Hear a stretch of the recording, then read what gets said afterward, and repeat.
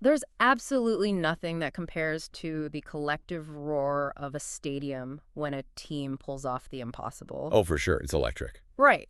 I mean, picture the scene at the 2026 FIFA World Cup. The tension is just incredibly thick. Morocco is down against Haiti, and honestly, the game feels entirely out of reach. Yeah, everyone had already written the narrative. Exactly, the narrative was written, it's over. But then there's this tiny shift in momentum, a goal. Then another. And before anyone can really even process what is happening, the Atlas Lions just roar back to a 4-2 victory. Securing their spot in the knockouts as the runner-up. Yes. It is the ultimate improbable comeback story, right? Built on this complete refusal to accept the board as it was laid out. And, the anatomy of a comeback like that is always fascinating because it requires a fundamental change in strategy. You can't just keep doing what put you behind in the first place. Right, you just keep losing. Exactly. When everyone has counted the losing side out, that team has to quietly restructure their underlying dynamics, exploit weaknesses the opponent isn't paying attention to, and just completely upend expectations. And you, listening right now, you might be wondering why we're kicking off a deep dive into the hidden architecture of audio storytelling with a 2026 soccer match. It does seem like a bit of a leap at first. It does. But today, our mission is to decode the hidden rules and the psychology behind the audio content you consume every day. And to do that, we are unpacking this massive, comprehensive curriculum on advanced podcasting from the AFTRS Media Lab, alongside, surprisingly, that news snippet about the Morocco comeback. Because that comeback is the perfect analogy for this medium. Exactly. As a fellow learner, I want to give you a shortcut to being well-informed without the overwhelm. And to truly understand how audio conquered the digital age, we need that Atlas Lions analogy. Because, there was a time when audio storytelling looked like it had completely lost the game to television and video. It really was knocked out, relegated to the sidelines. But it mounted this incredible comeback, not by trying to outcompete video on video's terms, but by changing the rules of the game entirely. And the mechanics of how this medium rebuilt itself are just incredible. I mean, it wasn't a matter of simply digitizing old radio shows. Right, they didn't just put old cassettes on the internet. No, not at all. The AFTRS source shows how audio reinvented itself by pulling a psychological Trojan horse. It borrowed the intimate behaviors of its own past and hijacked modern digital infrastructure to deliver something, well, entirely new to the human brain. So if we are tracking this 4-2 comeback, we have to look at what audio was doing before it got knocked down, right?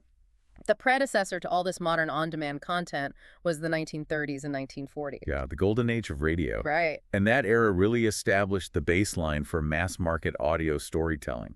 But the physical reality of consumption was vastly different back then. People weren't walking around with noise-canceling earbuds. Definitely not. Families would physically gather around this large wooden radio set in the center of the living room after dinner. Like a campfire. Exactly like a campfire. The radio was a piece of furniture that commanded collective attention.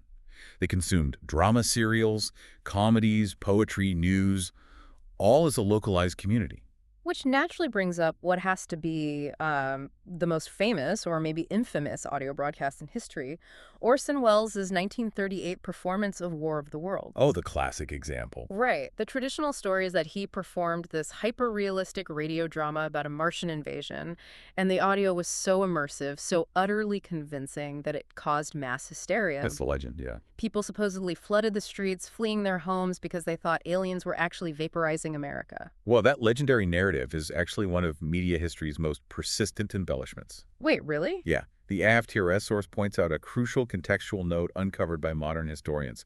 The presentation did not actually spark widespread, nation-sweeping hysteria. That mass panic is largely a myth. Wait. The panic didn't happen. But that is the foundational story of the power of radio. Why would everyone just believe that for nearly a century? Well, the myth was essentially manufactured in the ensuing decades by the media and the public. You have to remember, at the time, newspapers were competing fiercely with radio for advertising revenue. Oh, so it was a smear campaign. Basically, yes. Uh-huh. It served print media incredibly well to paint radio as this irresponsible, dangerous medium that panicked the public. That makes so much sense. And over time, the public and the radio industry itself just kind of embraced the myth because, it made for such a compelling testament to the power of audio. Right. Even if the hysteria was exaggerated, the fact that the myth survived proves how deeply immersive we believe audio can be. Exactly. So audio establishes this massive cultural dominance, but then television comes along, puts a moving picture to the sound, and audio gets sidelined for decades. It's losing the game. Getting crushed by the visual media Right. Fast forward to the early 2000s, the digital comeback begins, and we suddenly get saddled with this, frankly, bizarre word, podcast. is a very specific word. It feels so uniquely dated to a specific era of technology. How did such a clunky portmanteau launch a revolution? I mean, where does it even come from?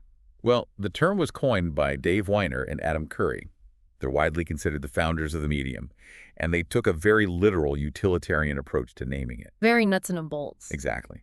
They borrowed the word pod directly from Apple's iPod, which was the dominant MP3 player of the moment, and mashed it together with broadcasting. Wow. It was merely a functional description, taking broadcast audio and putting it on a portable digital device. Podcast. I love this detail because it reminds me of a band trying desperately to change their embarrassing name after their debut album already went platinum. That is a great way to put it. Yeah. Because the source notes that as the medium started exploding in popularity, creators and platforms realized that having Apple essentially baked into the universal name of the entire industry was a huge liability. Right. They didn't want to be tied to one specific corporation's hardware.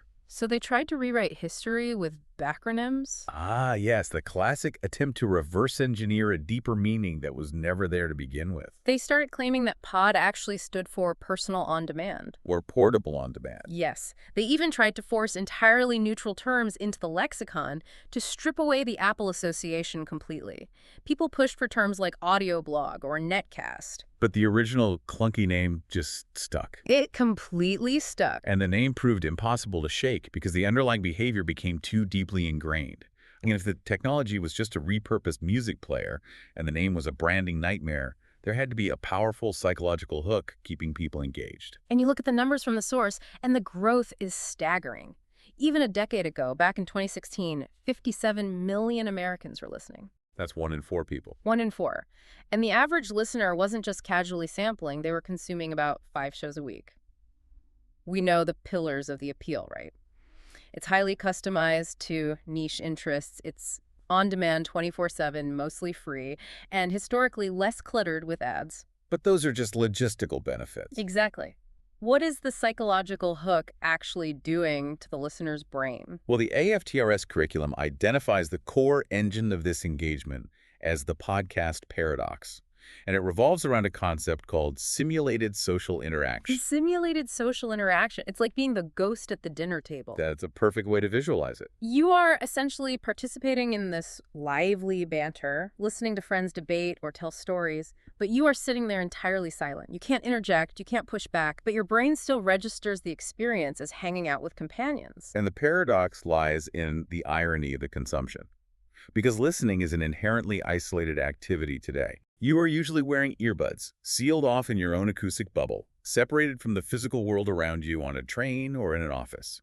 Yet this highly isolated activity sparks immense social connectivity. People love to share what they're listening to. Exactly. Listeners binge a series in total isolation and then immediately message links to their friends, join online forums, or discuss the theories at work. It cures a very specific modern type of digital exhaustion. The 2016 data in the source highlights that 56% of listeners were heavy social media users. Which is a huge overlap. Huge. These were people who rarely consumed traditional television or commercial newspapers. And yet, the audio formats they gravitated toward heavily mimic traditional news broadcasts and old-school radio formatting. That's fascinating. They were overwhelmed by visual screen time, so they retreated into an auditory space that demanded their imagination but didn't require their visual attention. Which perfectly sets the stage for the modern reincarnation of that golden age of radio. Oh, absolutely. If you want the ultimate proof of this DIY digital comeback, a show that perfectly captures that simulated social interaction without needing a massive corporate infrastructure look at Welcome to Night Vale. Night Vale is brilliant. It really is the internet era's version of War of the World. It really is. The format is incredibly simple. It's a fictional show presented as fake community radio bulletins. You have this calm narrator named Cecil Palmer, and he is just reading the daily news for a small desert town where highly bizarre, supernatural, and frankly terrifying things happen constantly. And he just reports on it like it's nothing. Right. He reports on the monsters and anomalies with the exact same mundane tone a real broadcaster would use to report on local traffic. And the production reality behind Night Vale is what makes it a triumph of the medium. The source notes, it has absolutely no affiliation with commercial radio or major media networks. None at all. It was created completely independently by two writers, Joseph Fink and Jeffrey Craner. They crowdfunded the project. And the actual audio was recorded in a friend's apartment using a single USB microphone that cost exactly $60. A $60 mic. And the editing was done using Audacity, which is a free open source software. So anyone with a computer and $60 can do it. The barrier to entry completely vanished. It's the ultimate democratization of media. And it has often been cited as a masterclass in organic fan-driven marketing, viral marketing done right. It bypassed traditional gatekeepers because it tapped directly into those parasocial relationships we were just discussing. The community built the momentum. But this brings us to a fascinating tension in the source material. We talk about this feeling of intimacy, this simulated social interaction where you feel like you're just hanging out with people shooting the breeze.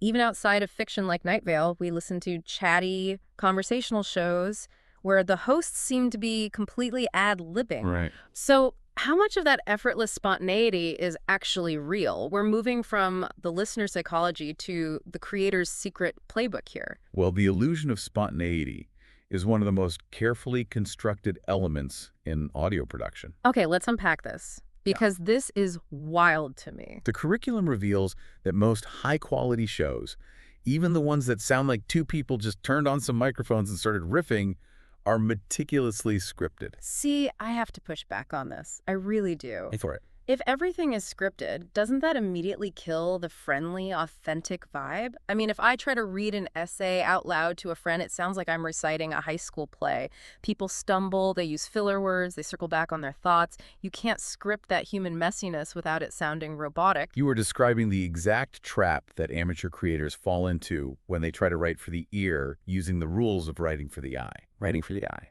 Yes, writing traditional prose. The discipline of writing audio scripts is fundamentally different. The source lays out stringent structural rules to prevent that robotic delivery. For instance, a sentence must never be longer than a single human breath. Oh, because if a presenter has to audibly gasp for air halfway through a complex thought, the listener subconsciously realizes they are reading a heavy text. Precisely. You are physically mapping the script to human lung capacity. That is incredible. Furthermore, redundancies have to be cut, and the active voice is mandatory. Passive voice weakens the authority of the speaker and makes the sentence structurally complex for the ear to follow. But what about capturing the messiness, the casual vibe? To address your point about that, the curriculum teaches a technique called the phone a friend test. Creators are instructed to write exactly how they would explain the topic to a buddy over the phone. So you are intentionally engineering the casualness. You're writing in colloquialisms. Exactly. But what happens with complex information? Like if you are explaining a dense piece of research, you usually rely on punctuation to organize the thought on the page. Right. You'd use commas, bullet points, brackets. Well, in audio, the rules become incredibly strict. The listener cannot visually see the text. They have no ability to scan back up a paragraph if they get lost. Therefore, creators are taught to absolutely avoid parentheses or quotation marks in the script. Because you literally cannot hear a parenthesis. If I start a sentence, inject a long parenthetical aside, and then try to finish the original thought, well, by then the listener's brain has completely dropped the subject of the sentence. The ear simply cannot hold a subordinate clause in its working memory while waiting for the verb. That makes total sense. The source also notes practical visual cues for the reader in the booth, like spelling out the word dollars instead of using the $ symbol. So the brain doesn't have to translate a symbol into a word while simultaneously trying to maintain an effortless conversational tone. Exactly. It removes friction for the speaker. Okay, so the grammar is highly controlled. But beyond the mechanics of the script, the AFTRS curriculum dives deeply into the ethics of the microphone. And this feels vital. Once you have built this immense trust and you have the power to speak directly into someone's ear for an hour, you run the risk of manipulating a story, especially if everything is so tightly scripted. It's a huge responsibility. Mm-hmm. And the curriculum anchors this in two core ethical concepts, Yeah. authenticity and inclusivity. Right. And it forces the creator to confront their own biases before they ever hit the record button. It requires asking some really hard questions, like, am I the right person to tell this story? Do I belong to this community? Which is a direct pushback against parachute journalists. Exactly. That old model where a reporter just drops into a community they know nothing about, extracts a highly emotional soundbite, and leaves. In an intimate audio format, the listener can hear that disconnect. It sounds hollow. The lack of genuine connection bleeds right through the microphone. And this ties directly into their guidelines on inclusivity. The source demands diversity and representation, but it issues a strict warning against tokenism. You can't just check a box. No, you cannot simply include characters or interviewees from marginalized backgrounds to check a corporate diversity box while writing about an experience you haven't genuinely researched. It requires deep research so the representation remains strictly authentic. It's an imperative for the quality of the story itself. Uh-huh. If you write an experience you don't understand, the script fails. Period. Completely. Okay, so we have this ethical, heavily researched script crafted perfectly to the length of a single breath. Now we actually have to capture the audio and deliver it to the listener. And the source breaks this process down into 5 phases: plan, record, edit, produce, and share. The 5 pillars of production. Right. But I want to know the how behind the magic. How do we capture this without it sounding like a garbled mess? Well, the recording phase is highly delicate because the microphone is an incredibly sensitive instrument, and the human voice is the undisputed priority here. Always the voice. Yes, you are fighting ambient noise, sure, but more importantly, you are fighting the physical mechanics of speech.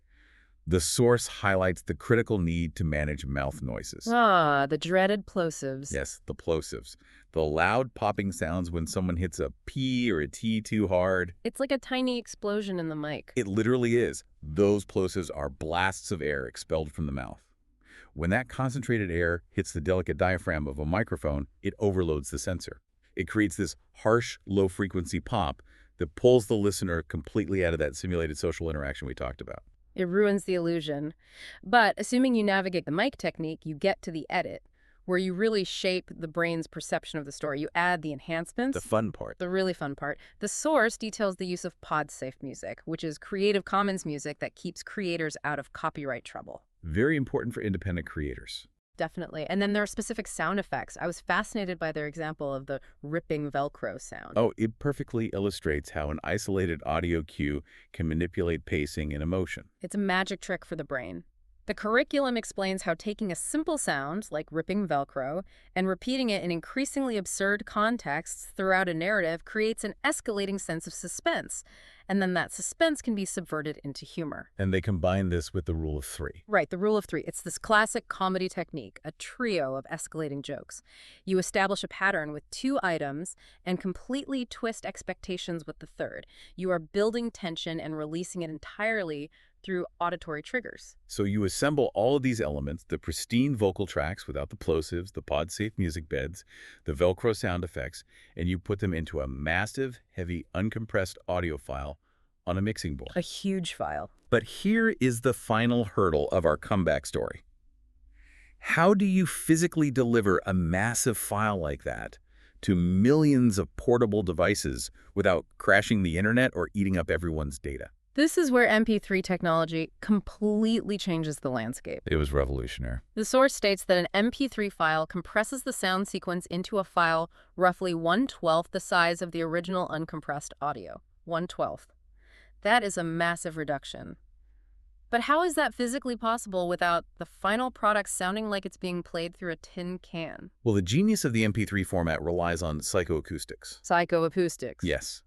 The algorithm doesn't just, arbitrarily delete data. It actually analyzes the audio and strips out frequencies that the human ear is physically incapable of perceiving anyway. So it's data we literally couldn't hear even if it was there. Exactly.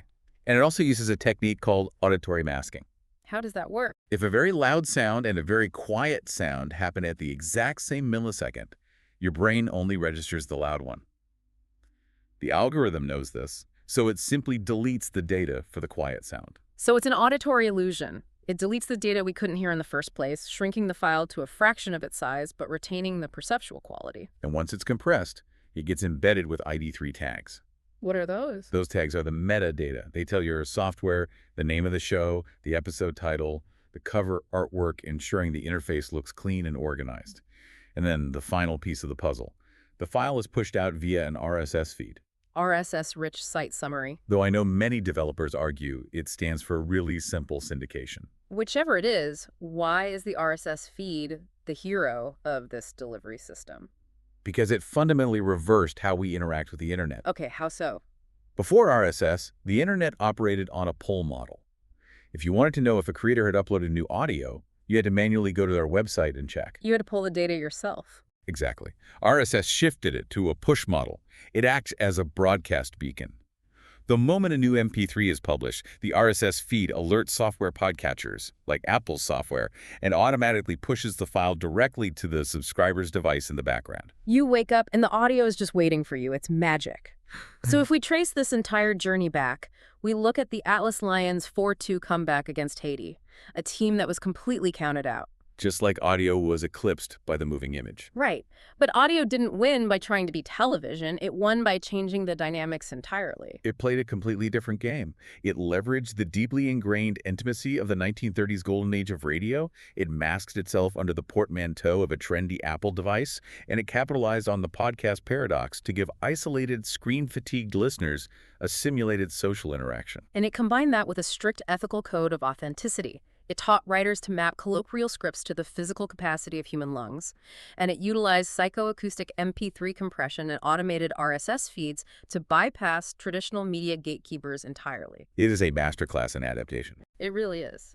But, understanding all of this leaves us with a pretty wild trajectory to consider. It does. It raises a really provocative final thought for you to mull over long after this deep dive ends. We know the podcast paradox proves that our brains are secretly craving the communal shared intimacy of the 1930s golden age of radio. Right. But we are currently consuming it through isolated noise-canceling headphones. Right.